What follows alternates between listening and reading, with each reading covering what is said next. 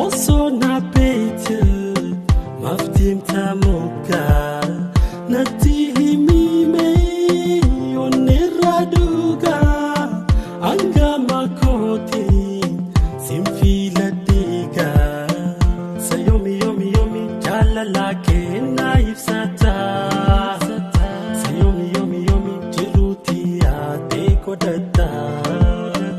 sayomi yomi yomi jalala ke naifsata sayomi yomi yomi jiruti ate kodata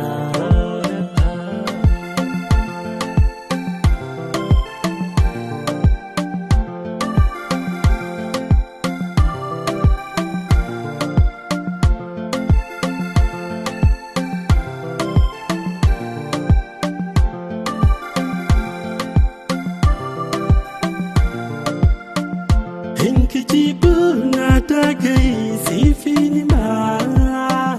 Naramarta kalkalafi barkanama Sinjijiru yona fitan dubrakuma Inkijibu nadagai sifini ma Naramarta kalkalafi barkanama Sinjijiru yona fitan dubrakuma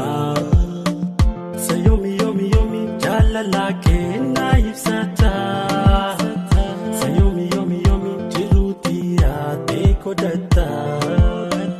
Sayomi yomi yomi jalala ke naifsata Sayomi yomi yomi jiruti ate kodata